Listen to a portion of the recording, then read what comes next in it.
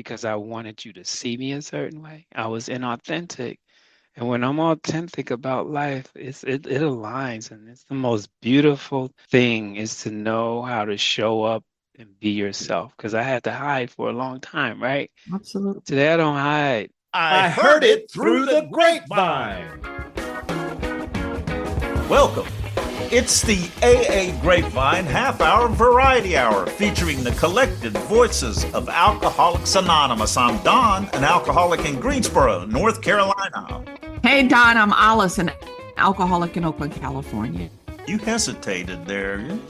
I'm an alcoholic. I'm a drunk. I'm a drunk in Oakland. Are you a dipsomaniac? I should say I'm recovered. You're a tippler? A teetotaler. A topper? I never knew what a teetotaler was. What is a teetotaler? A teetotaler is absolutely no alcohol whatsoever. Well, I'm an anti-teetotaler. That's one of the things I like about Alcoholics Anonymous is that go ahead and drink. You can drink if you want to. Yourself. It's just if you don't want to, we have a way to stop. That's right. That's right. When I was in early sobriety, I went to Living Sober, this really large conference in San Francisco. The speaker said she was issued her allotment of alcohol when she was born, and she just drank it all. She can't be mad at the other people that didn't drink all of it. I used it up. I drank all I could. All of it. I was like looking at your allocation. But this episode is right here at the very end of December. Yeah. I always said to my wife in particular, don't you worry about it. Don't you worry about it. This is the holidays. I'm going to cut back as soon as the holidays were over. And I really believed that I was going to do that. You know, I did do it eventually, but it was May 30th. That's after the holidays. That is after the holiday. It's not even about the alcohol, right? It's about me. In the way that I see the world. The thing that's amazing about that is I can't see the truth about myself. I tell myself things and they're not true. And I kind of know they're lies, but I want to believe them. Like, oh yeah, I'm going to cut back. Oh, I'm going to stop in January. Oh, I'm going to. Or, oh, I have a problem. Yeah, no, I don't have a problem. I don't have a problem. Although I knew I had a problem. You know, it's very weird, that tension. It is. The problem absolutely centers in my mind, right? The top of page 23 in the book Alcoholics Anonymous. And when I was new, I didn't understand what they were talking about. Like, what do you mean the problem centers in my mind? I have a drinking problem. My driver's license is suspended. I can't pay my rent. Like, I'm getting fired from my job. I got real problems. No, the problem is my thinking. And part of the problem with my thinking is this delusion that it's not what it is. Yeah. For me, I just crashed through that wall one day and it was like, I could see clearly for the first time. There was no coloring it whatsoever. I am screwed. It was like, I don't have a choice. I called up a friend in AA because I had heard about it. I said, I can't quit. Yeah. And he took me to my first meeting. And he told me afterwards he had been praying for me and waiting for me to give him a call, hoping I would. I mean, if you're new to Alcoholics Anonymous, or you're not even in Alcoholics Anonymous, but somehow you're listening to this podcast, there's 100% a way up and a way out. There's a way to never drink again, but more importantly, never feel like that again. Do you remember how miserable that was? Oh, the freedom of not having to drink, the freedom of not waking up with a hangover. And, it's so beautiful to not be all alone in that deep hole. Yeah, there's an answer. And this time of year, like right after Christmas, right before the new year, we are available in person and certainly online. If you're struggling with that drink, you're not alone. Join us. Yep. Alice, who's our guest today? I got a great surprise today. I didn't know that our guest was one of my friends. Anthony W. from Chicago is joining us, and man, I am so thrilled to see him. Yes, I'm excited too. I've been doing a tradition study with Anthony, gotten to know him there, so this is going to be fun. But first, the news. You do this melody. Hey, hey, that's what I got. That's what I got. It's good. It's good. Share your audio story with the Grapevine. Just share as you would in a meeting. Think of a topic such as making amends or finding your sponsor. Stories should be 6 to 8 minutes long. Your audio story may be published on the AA Grapevine YouTube channel. You can call the voicemail system at 559 726 1216 or send a recording to webcord@grapevine.org.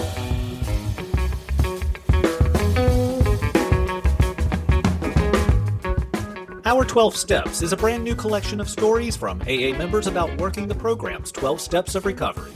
Each chapter illuminates a different step through the experiences of a wide variety of AA members. This volume features all new, up-to-date stories from the pages of Grapevine, the International Journal of Alcoholics Anonymous. This is great for sponsees and step meetings, and it's only $13.99 at aagrapevine.org/books.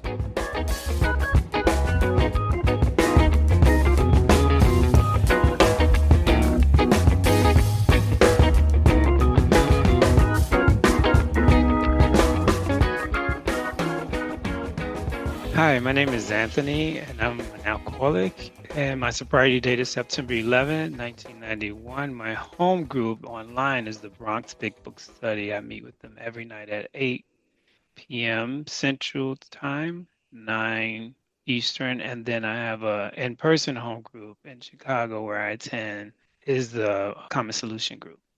Anthony, what was going on with you in 1991 that made you break through that wall and decide, I'm going to go to AA? When I walked into the rooms of Alcoholics Anonymous, there was no vision. I had no role models. There was no future. Growing up on the west side of Chicago and being surrounded by pimps, prostitutes, and drug dealers, at that age, what I got to see was a lot of suffering, trauma, alcoholism, alcohol abuse. Oh, that's what I got to see. And I got to experience the physical side of it.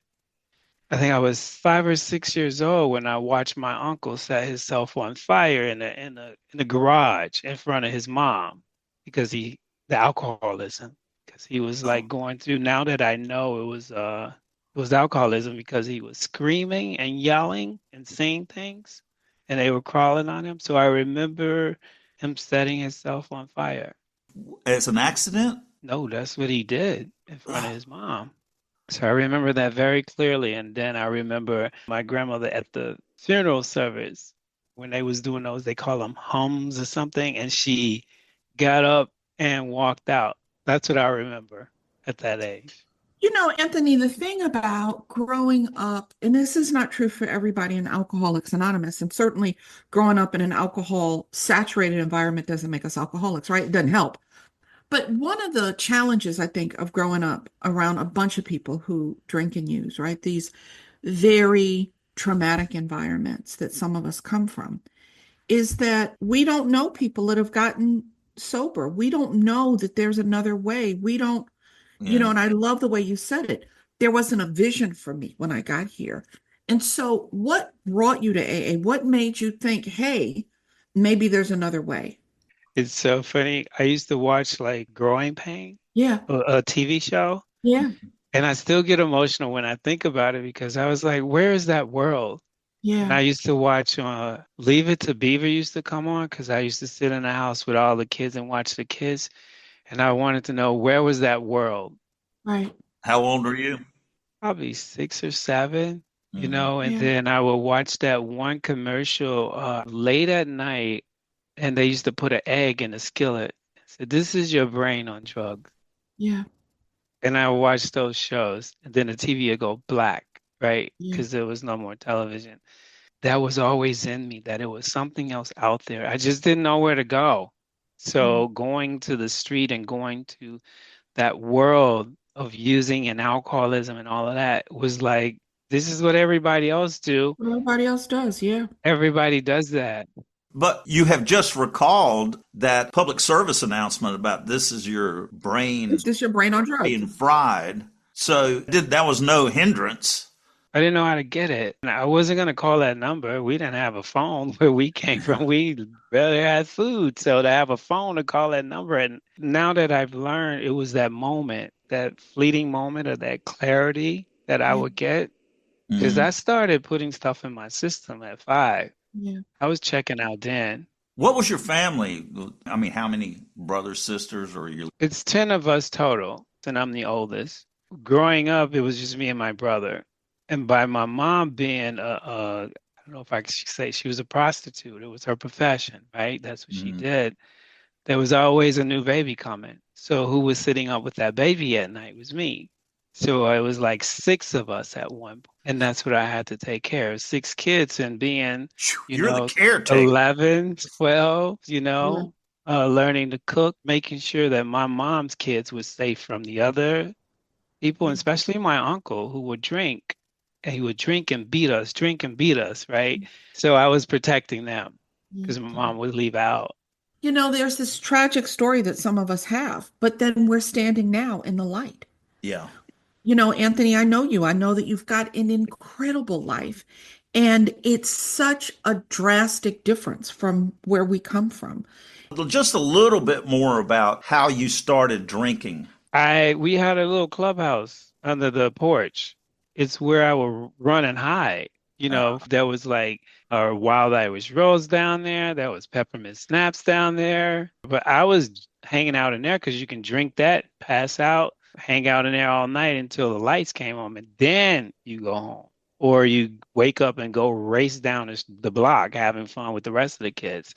When did it get to be a problem? Oh, it was a problem probably about 13. Because 13, I was not just drinking, I was adding other things to it. Right. And I remember the time that I drank some brown brandy because it was dark and that stuff burned all the way down through my tummy. But my mental said it was okay. When it started to get worse was when I knew I was hallucinating. I would watch the window sitting in those houses, in those drug houses, those bootleg houses, and those galleries. We had to watch the windows. They gave us assignments. And in those assignments, you get so much amount of drugs and alcohol so you can put in your body. Who's they? My mom pimps. Mm. So we would sit there and that was my job. And that's how I got my money. And that's how you got paid to do that opposed to going to school. It got bad about that time. And as it went on, you sit in those houses and you experience like the raids and then you experience the murders and you experience the loud sounds of beatings and draggings. You experience this trauma. And I was like, how do I get out of it? Like, when am I going to get out of this?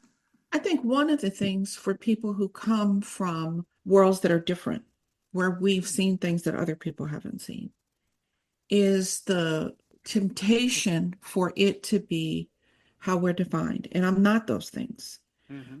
Those are things I experienced, and they certainly are a part of my story. But I think the more amazing part of my story is that I found a way. I come from, like you, Anthony, a really interesting subculture background, but it's not the thing I lead with because it's not the most important part of my story. It's a part of my story, right? And people who don't come from where we come from, I think, are fascinated by it. And I mean, everybody comes from someplace. You know what I mean? Everybody comes from someplace. What are the solutions? Because whether I grew up in a trap house or a mansion, the truth is that I had a spiritual malady that had nothing to do with the things outside. It had to do with how I felt about myself, about my disconnection. I'm in a room full of people who love me. Even when I have a crazy background, there are people around me that love me. I don't feel the love because I can't, because I'm spiritually disconnected. And it's that journey to be connected. And then to be able to say to the people that I love, there's a way out for you too. I love that you said, I could see it on TV, Yeah. but how do I get there? That was my thing. Like, it's amazing that what I find now today, now that I'm sober, for a long time, not only did my story make me uncomfortable when I talked about it, it made a lot of people uncomfortable because they didn't understand it. Yeah. Sometimes when I'm talking about my story does not define who I am. I realized that wasn't the reason I was alcoholic. I found out being an Alcoholics Anonymous, the reason I'm alcoholic. It's the way I think, right? And today, when I talk about my story and I talk about it in a way, yes, it's tragic. Yes, I can get into more detail where it got really, really heavy. You know what I'm saying? My story got heavier when I walked into the doors of Alcoholics Anonymous after being here for a year. When I was 20 years old and they told me to come and identify my mom's body. My story got really heavy because then I had 10 kids and I had to sign papers Oh, for wow. people to take them, right? So my story got heavier. Right. It was coming into Alcoholics Anonymous and being able to feel and have to go through process of learning how to communicate, show up dressed up, right? Showing up without being angry at not just people, but the world, because it felt like something was ripped away from you, right? When you come in here and being that young. How old were you when you came in? I came in at 18. And it was a blessing to have Department of Children and Family Services in my life because I went into a treatment facility where I learned to be a young man. The challenge for me was like, how do I deal? Like, how do I get this? I can't read. I don't understand this. This is only for white people, you know. That's who gets this, not somebody like me. And those stories in my head got worse because I was sober, because I didn't know how to survive in AA. For a Mm. long time, I had to learn how to survive in the street. So now I had to survive in a place where I knew it was real possibilities, but I didn't know how to read and I didn't know what to do. Alice, you've talked about this, be not seeing yourself in AA. Yeah. I think that that's true for anybody that comes into Alcoholics Anonymous that is not aligned with the primary demographic, which is older white men, right? Hmm. So if you come in and you're really young, or you come in and you're black, or you're Hispanic, or you're Asian, or you're going to walk into a meeting, chances are outstanding of not seeing anybody that looks like you. And I think one of the true gifts of Alcoholics Anonymous, and we're imperfect at it because we're human, right, is how we are able to reach across the differences and make people feel welcome. Even though I may have an experience in Alcoholics Anonymous where people let me know I'm different, they let me know I may not be welcome here. Overwhelmingly, Alcoholics Anonymous is welcoming. Overwhelmingly, Alcoholics Anonymous is safe. It is a place that people are on this spiritual path to see beyond the shell that we're in and relate to people soul to soul. Yeah. Anthony, what's your experience? I mean, at 18, I was 26. So what was it like at 18 in Chicago, which, like most cities in America, are pretty segregated?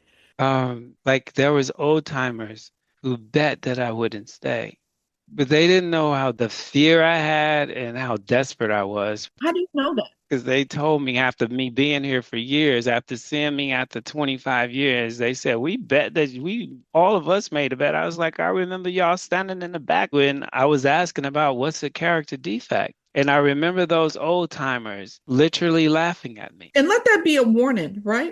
Yes.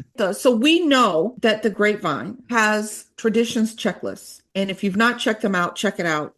Check out the checklist. And one of the questions is, do you doubt that people can make it? Are you standing in Yeah. judgment? And I mean, your story is a beautiful example of we don't know who's going to make it and who's not going to make it. You never know. Once they saw me after 25 years and saying that, they saw me and that's what kept me going because I couldn't go back to where I was. I really had to shift through the meetings and find people, and put myself out there and like keep my mouth shut about my story, go to them with coffee and sit down and just listen to them. Yeah. The most beautiful thing was to find young people that was my age and did, we went to coffee at night at 12 o'clock and we ate ice cream. Mm. Like Yeah. the things I saw Leave It to Beaver and like Growing Pains do, I got to experience it And I was not going to let the people I know today as elder statesmen stop me from having an experience that was in this book. I didn't understand the words, but I knew people was having it and I wanted it. We're now the elder statesmen, right? And we Yeah. are now the people that when young people come in, we get to welcome them and shine the light and let them know there's hope, there's a way out. You know what I tell people? Welcome to your new life. We've been praying for you. The meetings now, do you see the same problems with the old timers not reaching out to young people, or? I'm going to tell you that I'm going to be real transparent because I've sat in meetings where, I had to step up because it was my experience. And I had to take a brother and, sit with him till 12 o'clock at night till his bed opened up. I watched it. So it exists. And being somebody that came in, Alcoholics Anonymous, young, see, my story really don't matter anymore because Mm. now what's matter is the solution and how I can help people get to that solution. So sitting Yeah. with him, yes, I experienced it today, and I'm on guard. When I see it, I'm like, hey man, come on, we gonna hang out. Let's get in my car. Yeah. We'll go get coffee and sit Yeah. and talk it out. It is not my call if he's gonna stay sober or not. What I do know today is that if I'm with him for that hour and a half, this young man who's 19 years old, Mm. who's challenged, he'll be sober until I leave with him. He'll Yeah. have a big book and we'll read some stuff. He'll talk to me about some things and I would sit down with him at McDonald's, at the bus stop, in my car, and we will be able to relate because he'll finally have that opportunity to connect with somebody who You know, gets it. Anthony, I heard you describe the gift of desperation. You said, I don't care what the people in the back of the room were saying.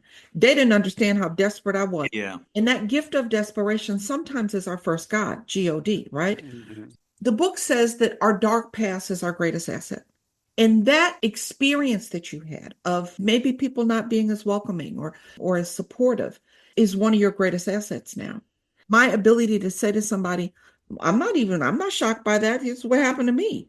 Or my sensitivity when a new person comes in.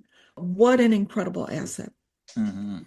Yeah, it's the most beautiful thing is to hear it, so that overshadows everything about my past when I walked into Alcoholics Anonymous. That overshadows all of me, like what happened to me before I got in the doors. Because I know how to read. And the reading of the book, because I started to read it and there was some stuff jumping out to me. And then when I started to experience it, it blew my mind. It took me to a whole nother level. In the book, it talks about being rocketed to the fourth dimension. Like when I started to experience life, every time a dimension opened in my life, I stepped through it. And when I stepped through it, my life changed. Sometimes I didn't want to step through it because it was fear. Mm. And it was just, that God force will push me through that portal and I get the opportunity to live that life that I desire. It's my birthright. Yeah. Alcoholics Anonymous identified my birthright and gave me a true vision to be here as a young man, right? It identified a birthright and gave me a vision because I didn't have one. I know, Anthony, that you've got an early experience in your recovery with Grapevine. I would love for you to share how you got introduced to Grapevine early on in your recovery. That is like same place, the mustard seed. And I found this one person, and they used to say, I'm a certified public accountant. And she said, straight people to my left, gay people to my right, and Anthony, you are in the center right here with me. And that's when she gave me like big book information. She gave me pamphlets, and then they gave me that subscription. They said, sign up for this so you can read it. This will help you and then make sure you give it to somebody else. That was my introduction. And then when they asked me to give a talk at some of those places I came from with those 30-day treatment centers, and I would go in there and I would, hey, get this grapevine. This has got some great stories in it. Or you get a handful of them from the meeting and you pass them out. Yeah. Yeah. Yeah. I think the grapevine is the best tool to give a newcomer. The grapevine stories are like a personal share. It's just relatable. An easy story to understand of people living sober. Yeah. It was really fun to have. I mean, sometimes there was a little funny stuff in there. You know, when you're in treatment, you sit in a room for 30 days, you need stuff. And Yeah. I'm going to be honest, you don't want to read the big book. And some of us can't read the big book because we don't understand it. But that little pamphlet was like, it was some jokes in there. It was some cool little stories in there. Jokes. It was good for you when you were there. Did you get a sponsor to guide you through the steps to help you understand all of this? That was really key point was getting a sponsor. For 9 months, I was in treatment. You had to get a sponsor. And they came in and they read with you. You know, I was always ashamed to read, but they would read with you and I would stumble over words. And they would talk about the stuff in the book. And going to the meetings was powerful because they used to always talk about how their life changed because God was in the book and all this stuff. So I started still in the big books, right? Because I'm thinking if I get enough big books, it'll get on me. God will get on me, right? Mm. I'll Mhm. be secure and I'll be safe, right? That Instead of a wasn't it. walking big book, you're like, well, walking armor of big books. Right. I was still in them. And I find, I paid back and I bought books and but I finally got someone who can sit down with me and take me through the steps. And then, I was in Alcoholics Anonymous probably 14 years before I really thoroughly got into the work. I did the work. I did it enough. I was young. I was running around eating ice Yeah. cream, going to Icky Pie, hanging out. We'll compare where we are in the step work. But by 15 years, I got this Yeah, sponsor who set me down, and we met every week, and we read every line in the book. And he said, everything it tells you to do, you're going to do it. And he talked about warnings, that's right. instructions, promises, and prayers in the big book. It was magical because when I got to the fourth step, it cracked me open on the inside to see how valuable you are as an individual. Like all of that stuff, I thought I was trash. Yeah. Yeah. I thought I was worthless, and the harms that I caused, I couldn't see him. So sitting with him and him being an attorney, right? I never seen a long piece of paper like he handed me after he wrote all my defects down. He wrote your defects for you.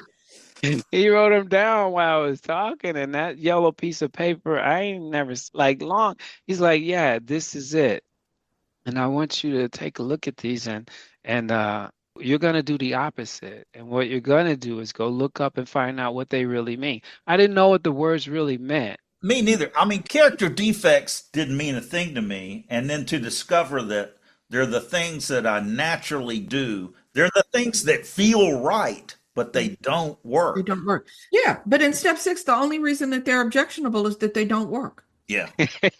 I want to get free from them because they don't work. Yeah. The Yep. lying, the pretending I'm somebody else, the Oof. chameleon, the all of that doesn't work. Yeah. If It it's doesn't. cheating, if it worked, I'd do it. It just doesn't work. I mean, one of the things I'd love to hear you talk about this, Anthony, that I find most amazing on the journey is things that used to be completely okay are no longer comfortable, just not No. acceptable. That's Can you good. talk a Yeah. little bit about that on your journey? Yeah, that's coming from those defects, right? Finding out what they really, really meant and finding the opposite of them and trying to apply them. And these things will come up, these defects will come up in Alcoholics Anonymous sober for me. Alcoholics Anonymous gave me a big world, a world where I danced, where I had sponsorships, where I worked for large corporations. And these defects will come up and when they said you can work on them, I was like, work on them, how to work on them. But I did know this. There was this there's a spiritual compass that's happened to me after I did step three. And whenever one of those defects are in an uproar and I'm allowing it to happen, my spiritual compass is off. I'm unaligned with God and I feel uncomfortable. It's like, don't do that. You shouldn't have said that. And Yeah, that's how I know that they're not working. And I stop. a spiritual. Yes, my spiritual compass becomes unaligned because the book talks about we could be aligned. Yeah, We have alignment with God. And that third step gave me that compass. And whenever that compass is off and I am causing havoc and I got unmanageability going on in my life, and I am trying to fix it to make it work for me. But when it's aligned, it works for me no matter if it ain't working for me. That's just the way it's supposed to be. And I am accepting of it. And it's one of the most beautiful things because I get to show up in this new character, authentic, like my real self with my daughter. I get to be, my daughter is 20, and I really get to be her dad in spite of like all of my confusion and doubt and insecurity. Yeah. But my spiritual compass get aligned, and I get to be this 20-year-old father, and I get to talk to her because having sponsees in my life, from her 15 to 20, having those young sponsees in my life, they taught me how to talk to her and hear her and listen to her and not dictate. So my spiritual compass stay aligned when I am face to face with her. So yeah, that's what it is. All is that it doesn't feel right, and I got to get aligned. Yeah. Wow. We learn how to live. Yeah. I used to think like, oh, I didn't have a mom to nurture me. You know what? Alcoholics, God gave me a mother so big that it wraps me. This world wraps me. I was in Paris probably a month ago in September. I had lost my wallet, so I had no money, but everything else was paid for. The most beautiful thing that happened is those alcoholics in Paris, they did the same thing that the alcoholics did for me when my mom was murdered, is that I've never felt those wings until I walked across that bridge and walked into that room. It's like these wings that protect you. Alcoholics Anonymous has these expansion of wings that grab you. And in Paris, they grabbed me up. And I went everywhere. I walked and I met alcoholics from Switzerland, London, all over the world, Australia. We ate, we had coffee, we walked the street, we laughed, we looked at flowers and took pictures and ate baguettes. Like, that's my story today. That is what happens. And that's your invitation, Anthony. You just invited people into the expansive wings of Alcoholics Anonymous. Yes. Thank you. Anthony, thanks so much for joining us today. Thank you for having me.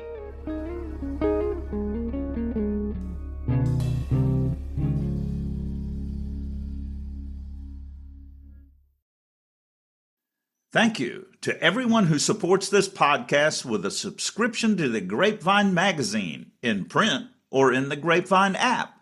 Your support makes the half-hour variety hour possible.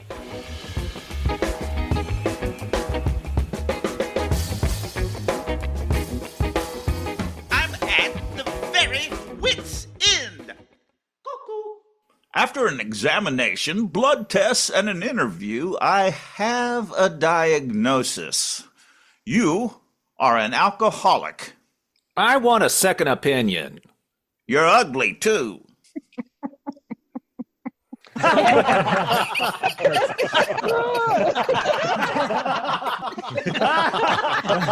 It's really not that funny.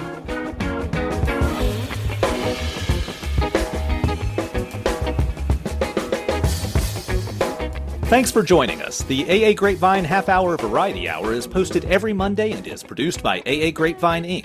We don't speak for AA as a whole. We share the experience, strength, and hope of members to help others recover from alcoholism. All things Grapevine are available at aagrapevine.org, including our app and how to get in touch with us.